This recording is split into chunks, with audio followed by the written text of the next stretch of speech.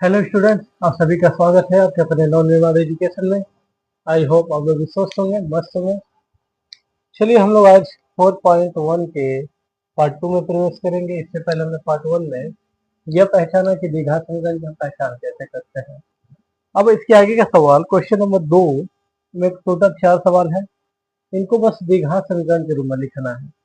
कह रहा है ये का पहला सवाल है जो आपकी स्क्रीन पर दिखा भी रहा होगा। कह रहा है एक आयताकार भूखंड का क्षेत्रफल 528 मीटर स्क्वायर है। क्षेत्र की लंबाई मीटर में चौड़ाई के दोगुने से एक अधिक है। क्षेत्र की लंबाई कह रहा है चौड़ाई के दोगुने से एक अधिक है। हमें भूखंड की लंबाई और चौड़ाई ज्ञात करनी है। हमें समीकरण भी बनाना है और भूखंड की लंबाई और चौड़ाई बताना है। क्वेश्चन नंबर 2 का फर्स्ट है यह। कह रहा है एक आयताकार भूखंड है जिसकी लंबाई चौड़ाई से क्या है, चौड़ाई के दोगुने से एक अधिक है। तो यहाँ चौड़ाई जाहिर सी बात है क्या है, छोटा है। तो यह जो भी संकेत बनाएंगे या वन वेरिएबल लगाएंगे। जब भी वन वेरिएबल लेंगे तो हम यह क्या बस किसी एक को ही मानेंगे, और जहां तक हो जब भी माने जो छोटा उसे माना जाता है। मान लेंगे माना आयताकार भूखंड का क्षेत्रफल x मीटर,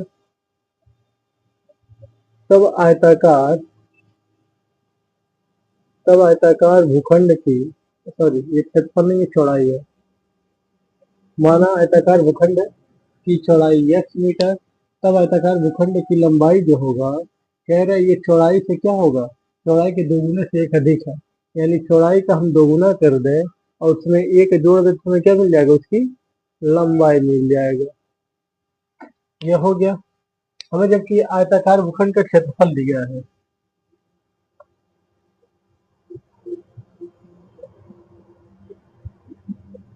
आयताकार भूखंड का क्षेत्रफल हमें दिया है 528 मीटर स्क्वायर।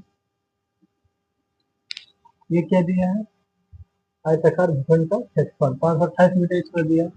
अब आयत का जो क्षेत्रफल होता है, फार्मूला होता है, वो क्या होता है, लंबाई गुणे चौड़ाई। यानी ये लंबाई गुणे चौड़ाई के ही बराबर होगा 528। अब पुट कर देते वैल्यू। लंबाई को हमने क्या माना है 2x प्लस 1, और चौड़ाई को हमने क्या माना x बराबर 528। इसका इसमें मल्टीप्लाई कर देंगे तो 2x square plus x equal 528। तो 2x स्क्वायर प्लस x ये इधर आएगा तो क्या हो जाएगा -528 बराबर 0। यह मैं जो प्रश्न में कहा था कि द्विघात समीकरण बनाना है, ये हमारा द्विघात समीकरण बन गया। लेकिन अब हमें कह रहा है चौड़ाई और लंबाई भी बताना है। तो इसका हम क्या करेंगे, फैक्टर करेंगे। इसका इसमें मल्टीप्लाई करेंगे तो कितना आएगा, 2 6 16, 2 दूना 4 1 5, 2 5 10, 1 6 56। यानी इसको हम क्या करेंगे, तोड़ेंगे। कर लेते 2 2 5 10, 2 2 4, 2 8 16। ये 2 से डिवाइड करेंगे, 2 दूना 4, 2 6 12, 2 6 8, 2 1 2 2 6, 2 दूना 4, 2 6 12, 2 1 2, 2 दूना 4, 2 9 दूना 16। कहीं गलत हुआ है, 2 5 10, 2 दूना 4, 2 6 16, 2 दूना 4, 2 दूना 4, 2 6 12, 2 4, 2 3 2 2 6 2 दूना 2 6 12। हाँ यही गलत हुआ, 2 6 12 भी है, 2 से कटेगा 33 बार में। फिर 33 3 से और 11 से ये डिवाइड हो जाएगा। ये 2 2 गया 4 2 गया 8, यानी 32। यानी हमारा 33 और 32 का क्या बनेगा, फैक्टर बन जाएगा। तो इसको हम क्या करेंगे, 2x square plus 33x minus 32x लिख देंगे, -528 बराबर 0। अब कॉमन ले लेंगे। यहाँ कॉमन क्या है हमारा, x कॉमन है तो यहाँ बचेगा 2x प्लस 33। यहाँ कॉमन हमारा -16 है, -16 से इसमें भाग देंगे 2x, और ये प्लस 33 बार में कटेगा। 16 3 48, 16 3 48 बराबर 0।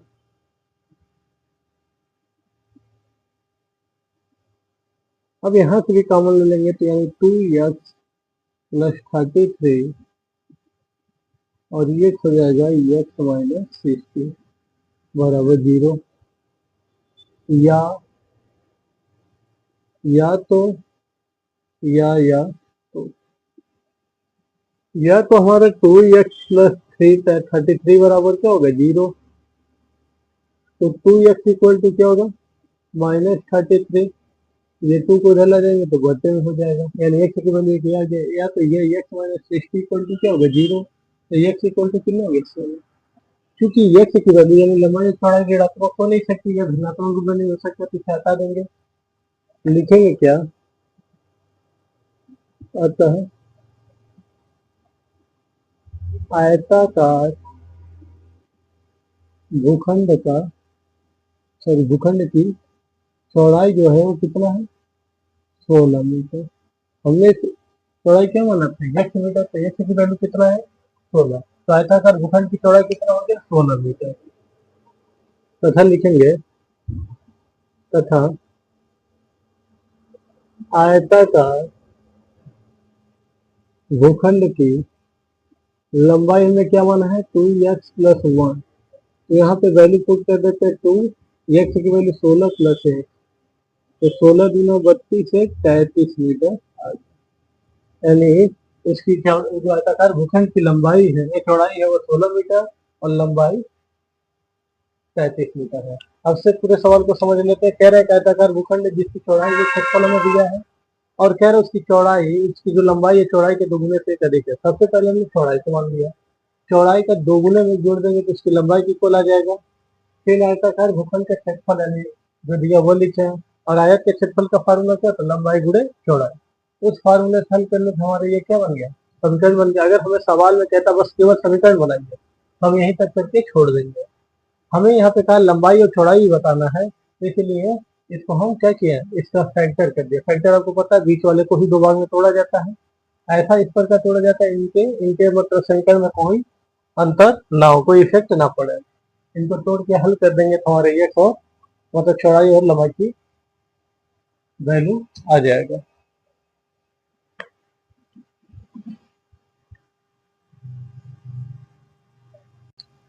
अगला क्वेश्चन है, कह रहा दो क्रमागत धनात्मक पूर्णांकों का गुणनफल 306 है, तो हमें पूर्णांक ज्ञात करना है।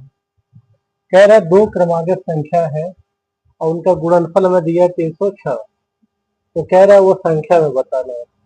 सबसे पहले जब भी क्रमागत होगा तो ये याद रखिएगा क्रमागत संख्या में कैसे प्राप्त होता है, पहली वाली संख्या में एक जोड़ेंगे तो हमें क्या मिल जाता है अगली वाली संख्या। जैसे 1 में अगर 1 जोड़ दे तो हमें क्या मिलेगा 2, तो ये एक का क्या क्रमागत संख्या है।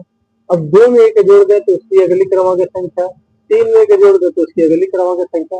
यानी कहने का मतलब क्रमागत संख्या में अगर हम एक जोड़ दें तो उसके ठीक अगली वाली संख्या में मिल जाएगा। सबसे पहले जब ये सवाल लगाएंगे दूसरे का दूसरा है, मान लेंगे माना पहली संख्या जो है वो क्या है x या y, कोई भी मान लेते हैं, y ले लेते हैं। तो दूसरी क्रमागत संख्या क्या हो जाएगा, दूसरी क्रमागत संख्या y प्लस 1 हो जाएगा, या 1 प्लस वाई भी कह सकते हैं। प्रश्न से कह रहे जब पहली और दूसरी इन दोनों क्रमागत संख्याओं का जब गुणा कर रहे हैं तो गुणनफल जो मिला वो कितना मिला 306। इनका इसमें मल्टीप्लाई कर दे तो क्या आएगा y square plus y equal 306। 306 को वैसे ला दे वाई स्क्वायर प्लस वाई, इधर आएगा तो माइनस 306 बराबर 0। ये तो हमारा द्विघात समीकरण बन गया। अगर यही तक कहना तो हम लगा के छोड़ देते हैं, क्योंकि हमें वो संख्या भी ज्ञात करना है। तो सबसे पहले हम 300 का क्या करते हैं 306 का फैक्टर कर लेते हैं। 2 एक कम 2 2 बचे 10 2 से 16, 2 सत्ते 14 2 9 18, गलत काट दिए। 2 एक कम 2 1 0 2 बचे 10 2 6 हो गए। 3 से कटेगा 3 से 15, 3 एक 3, फिर 3 से 17 बार में, फिर 17 से एक बार में, 3 3 करना, 3 में 36, 18 27। चलिए बीच वाले को 2 पार्ट में तोड़ना है, तो हमें चूंकि प्लस में लाना तो प्लस 18 इसको लिख लेते हैं और माइनस 17 वाई माइनस 306 बराबर 0। अब कॉमन लेंगे, इन दोनों में कॉमन क्या हमारा वाई, वाई कॉमन ले लेंगे, बचेगा वाई प्लस 18। इन दोनों का कॉमन क्या, माइनस 17, यहाँ बचेगा वाई प्लस 18। 17 से 306 में भाग देंगे तो 18 बार में क्या होगा, dy बराबर 0। यानी ये क्वेश्चन में वाई प्लस 18, यहाँ पे भी दोनों में से कॉमन ले लेंगे वाई प्लस 18, तो क्या मिल जाएगा हमें, वाई माइनस 17 इक्वल 0। अब हम यहाँ से y की वैल्यू क्या करेंगे, निकालेंगे, या तो या तो और या तो y प्लस 18 18 इक्वल टू होगा 0, या तो y माइनस 17 इक्वल टू 0। अगर ये लेंगे तो y इक्वल टू माइनस 18, और ये लेंगे तो y बराबर 17।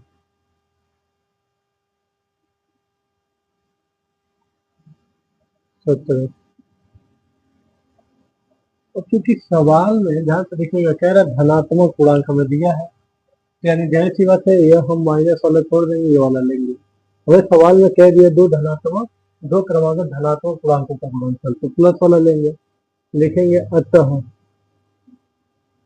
पहली संख्या कितना हमने y माना था, तो इसका तो 17 है, और दूसरी क्रमागत संख्या इसी में के जोड़ दे तो आएगा जाएगा।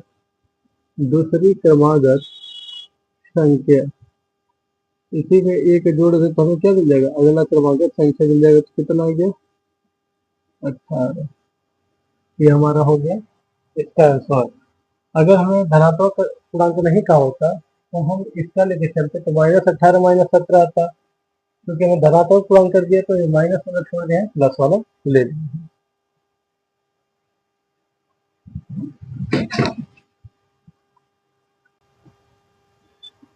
अगला क्वेश्चन दूसरे का तीसरा, कह रहा रोहन की माँ उससे 26 वर्ष बड़ी है, उनकी आयु वर्षों में का गुणनफल अब से 3 वर्ष पश्चात 360 हो जाएगी। हमें रोहन की वर्तमान आयु ज्ञात करना है। यहाँ रोहन की वर्तमान आयु पूछ रहा कितना होगा, तो ये याद रखिए, जब भी इस तरह उम्र वाला सवाल दे दे हमें एक यानी समीकरण से हल करना हो, तो सबसे पहले जो छोटा होता है उसी को मानते हैं, उसी को मानेंगे। तो माँ और पुत्र में हमेशा छोटा क्या होगा, पुत्र होगा, तो मान लेंगे माना रोहन की वर्तमान उम्र या आयु यक्स वर्ष। मान लें कि रोहन अगर इस समय कितने वर्ष का, यक्स वर्ष का, ये भी याद रखिएगा हमेशा वर्तमान उम्र माना जाता है। तब रोहन की माँ की वर्तमान आयु या उम्र कितना हो जाएगा, कह रहा रोहन से उसकी माँ इस समय कितने वर्ष की बड़ी, 26 वर्ष। अगर रोहन एक्स वर्ष का है तो जाहिर सी बात उसकी उम्र जो माँ होंगी वह एक्स प्लस 26 वर्ष की होंगी, यानी रोहन की उम्र में उनका उम्र 26 वर्ष से जो अधिक है वो जोड़ दें तो माँ की उम्र निकल जाएगी।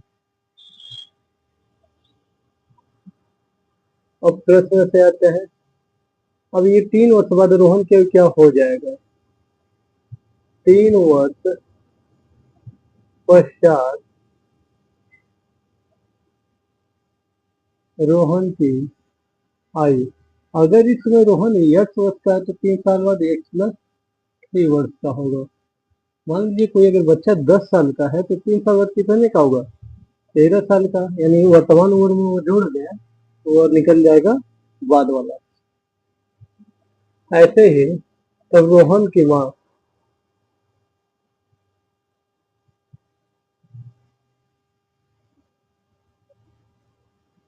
3 वर्ष बाद रोहन की माँ की आई कितना होगा? अगर रोहन की माँ की वर्तमान आयु अगर इस समय अगर एक्स प्लस 26 वर्ष की है, 3 साल बाद यानी इसी में ऐड कर देंगे तो उनकी 3 साल बाद की उम्र हमें पता चल जाएगा। यानी ये आ जाएगा एक्स प्लस 29, यानी इतने वर्ष की उसकी उम्र हो, मतलब रोहन की माँ की आयु होगा। अब कह रहा है कि इन दोनों के आयु का जो गुणनफल है, यानी एक्स प्लस 3 और ये एक्स प्लस 29, जो गुणनफल है वो कितना है? 360 है। रोहन की माँ की आयु और रोहन की आयु तीनों के बाद जब गुणनफल किया जाएगा तो कितना आ रहा है? 360।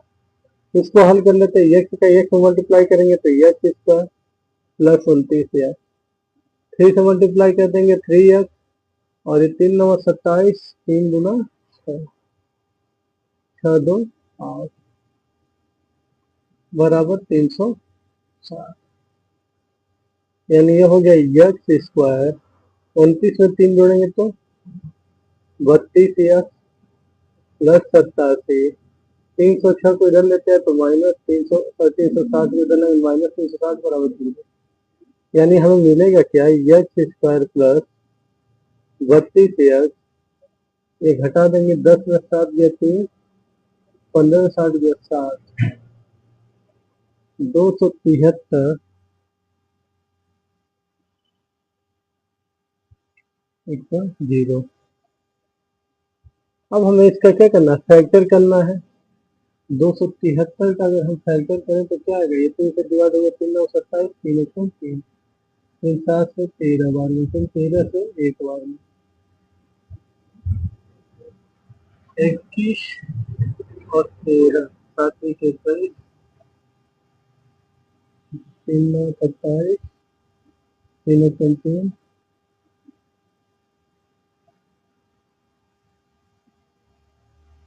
39, 39 में 7 जाएगा तो 32, तो ये हो जाएगा एक्स स्क्वायर प्लस 39 एक्स, इसको तोड़ेंगे plus minus 7 x minus 273 equal 0।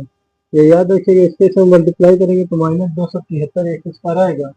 तो बीच वाले को ऐसे पार्ट में, दो पार्ट में तोड़ना है इस 32 एक्स को कि गुणा मतलब जोड़ने घटाने से हमारा प्लस 32 एक्स आ जाए, लेकिन गुणा करने पे माइनस 273 एक्स स्क्वायर आए। इसको घटाएंगे तो प्लस 32 एक्स, लेकिन माइनस और प्लस में गुणा में तो कितना आ जाएगा? माइनस। इन दोनों में कॉमन क्या है? एक्स। यहाँ बचा एक्स प्लस 39, यहाँ से -7 कॉमन ले लें तो एक्स प्लस ये 7 से 7 × 21 और 7×9 = 63 और 0।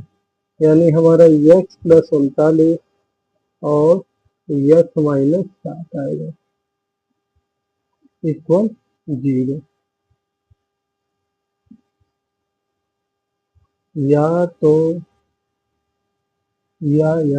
और कर देंगे, या तो एक्स प्लस जो 39 है उसकी वैल्यू 0 की इक्वल होगी तो एक्स की वैल्यू क्या आ जाएगा? -39। या तो एक्स माइनस 7 इक्वल अगर 0 लेंगे तो एक्स बराबर 7 क्योंकि यहाँ पे आई उम्र की बात हो रहा है तो उम्र कभी भी ऋणात्मक नहीं हो सकता, इसलिए इसको नहीं लेंगे। लिखेंगे क्या? अतः रोहन की उम्र या आयु कितने वर्ष है? 7 वर्ष। वो भी कौन सा उम्र? वर्तमान उम्र जो रोहन है वो इस समय कितने साल का है? 7 साल का है। अतः रोहन की वर्तमान उम्र कितना हो जाएगा? 7 वर्ष। क्योंकि बस रोहन का ही पूछा तो बस यही करेंगे, अगर माँ का पूछता तो इसी में 26 जोड़ के माँ की उम्र भी हम निकाल सकते हैं।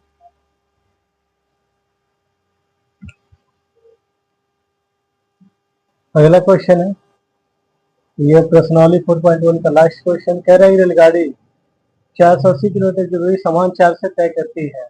यदि इसकी चाल 8 किलोमीटर प्रति घंटा कम होती तो वो उसी दूरी को तय करने में 3 घंटा अधिक समय लेती। हमें चाल बताना है, चाल ज्ञात करना है। यहाँ पे चाल हमें फिक्स करके दे दिया। मान लीजिए ये भी दूरी है जिनकी बीच की दूरी क्या दी है? 480 किलोमीटर। ये 480 किलोमीटर लंबा है। सर इसी को तय करने में अलग अलग चाल से लग रहा है तो कह रहा है कि हमें यहाँ पे चाल ज्ञात करना। सबसे पहले हमें चाल को मान लेंगे जब सवाल लगाएंगे। माना समान चाल या चाल बराबर, माना चाल या समान चाल बराबर यह किलोमीटर प्रति घंटा। तब समय बराबर क्या होता है? दूरी बट्टा चाल। समय बराबर क्या होता है? दूरी बट्टा चाल। ये हमारा फार्मूला होता है, इसी फार्मूले से हम सवाल लगाएंगे। तो मान लीजिए पहले जब 1 किलोमीटर से चल रहा है तो t1 समय ले रही है, t1 समय लग रहा है। तो t1 दूरी तो हमें फिक्स दे दिया 480, यहाँ पे लिखे नहीं है, लिख दे रहे हैं, दिया है दूरी 480 किलोमीटर। तो दूरी कितनी? 480, और हमने चाल कितना माना है यार, ये इक्वेशन। अब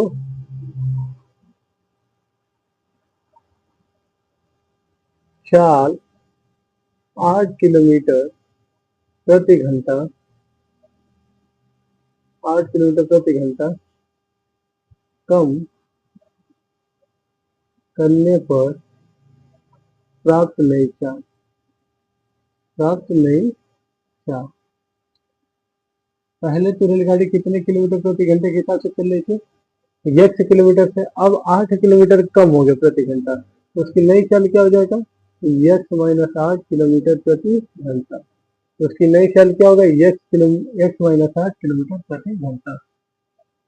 तब तब भी t2 यहाँ पे मान लो समय लगता है, t2 बराबर डी अपन, यहाँ पे दूरी क्या होगा? 480, दूरी तो फिक्स है। अब यहाँ चाल की जगह क्या हो जाएगा? x माइनस 8, ये हमारा हो जाएगा, क्योंकि यहाँ पे चाल क्या हो जाएगा? बदल जाएगा। यहाँ पे दूरी बट्टा चाल, अब चाल कितना हमारा? x minus 8। अब प्रश्न से कह रहा है जो ये वाला समय है t1 और ये t2 जो है ये पहले वाले से 3 घंटा अधिक ले रहा है। यानी जब इसकी चाल कम कर दिया गया तो ये पहले वाले से 3 घंटा अधिक ले रहा है। यानी जो t2 है वो t1 से कितना अधिक है? 3 घंटा। यानी t1 में 3 जोड़ दें तो t2 इक्वल हो जाएगा। ये t1 में 3 जोड़ दे देंगे तो वो t2 के समय के बराबर हो जाएगा। ये वाला क्या ले रहा है? कम समय ले रहा है, तो हम जो इसमें कम है उसमें ऐड कर देंगे। या इसी को इधर लेते हैं, ये हो जाएगा t2 माइनस t1 इक्वल 3। अब t1 और t2 की वैल्यू पुट कर दो इक्वेशन फर्स्ट और इक्वेशन सेकेंड से। हम क्या करेंगे? t1 और t2 की वैल्यू पुट कर देंगे। t2 की वैल्यू क्या है? 480 बटे x माइनस 8, और t1 की वैल्यू है 480 बटे x बराबर 3। इनका हम क्या करेंगे? एलसीएम लेके सॉल्व कर देंगे। एलसीएम लेंगे तो क्या होगा? x माइनस 8 एलसीएम हो जाएगा इसका, इसका इधर मल्टीप्लाई हो जाएगा, ये 480 x आ जाएगा। इसका इधर मल्टीप्लाई करेंगे, माइनस 480 x माइनस, एक स्टेप बढ़ जाता है पहले, बराबर 3। इसको जब सॉल्व करेंगे तो ये आएगा 480 माइनस 480 x, और ये माइनस माइनस हो जाएगा प्लस 8 0 0 8 64 8 32 38, ये माइनस माइनस हो जाएगा प्लस 38 40, और ये बटे इसको हम गुणा कर देंगे तो x स्क्वायर माइनस 8x बराबर 3। ये 480 x है, ये माइनस है, प्लस है, करके क्या हो जाएगा पता? ये 3000, ये 8 11 11 से 15 तो कट रहा है, 3840 बराबर, ये इधर क्या है? भाग क्रम उधर जाएगा तो क्या हो जाएगा? गुणा 3 से, x स्क्वायर माइनस 8। ये 3 से कट रहा है, काट देंगे, 3 एकम 3, 3 दूना 6, 3 8 24 और 0, यानी 1280 बार में कट जाएगा। यानी हमें मिला 1280, यानी 1280 बराबर x स्क्वायर माइनस 8x। और ये याद रखिए, इधर गुणे के रूप में धरा था तो क्या होता था भाग, तब भी हम काट सकते हैं, ऐसे भी काट सकते हैं। इसको अगर हम उधर लेते जाए तो एक्स स्क्वायर माइनस 8 ये उधर आएगा तो माइनस 1280 इक्वल 0। ये हमारा समीकरण बन गया। हमें चूंकि चाल ज्ञात करना है तो हम इसमें क्या करेंगे, फैक्टर 1280 का अगर फैक्टर किया जाए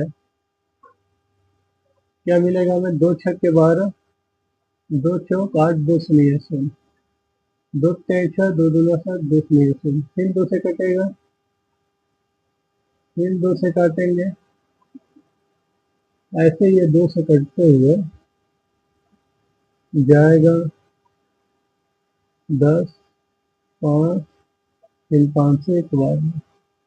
हमें ऐसा खंड करना कि 8 आना चाहिए, 2 दूना 4 दूना 8 दूना 16 दूना 32, ये 2 दूना 4 दूना 8 बचे 40, 40 में से 32 हटाएंगे तो कितना आएगा 8। हो गया हमारा काम। ले लेंगे एक्स स्क्वायर, क्योंकि यहाँ पर माइनस बनाना है तो -40 एक्स को बड़ा ले लेते हैं और 8 एक्स को प्लस, 40 -40 एक्स में से 8 एक्स घटाएंगे क्या आएगा -32 प्लस 32 ले लेते हैं तो -40 में से 32 घटाएंगे कितना आएगा -8 एक्स और -1280 बराबर 0। यहाँ से कॉमन लेंगे तो क्या बचेगा, एक्स -40 और यहाँ से प्लस 32 कॉमन लेंगे तो एक्स माइनस ये 40 बार में कट जाएगा, 32 चौका 128, क्या दुनिया चाहती है भाई, 32 चौका 128 होता है, ठीक है। यानी ये क्वेश्चन में एक्स -40 और एक क्वेश्चन में एक्स प्लस 32, यहाँ से कॉमन ले लेंगे तो ये बचेगा। अब हम या तो लगाएंगे, या तो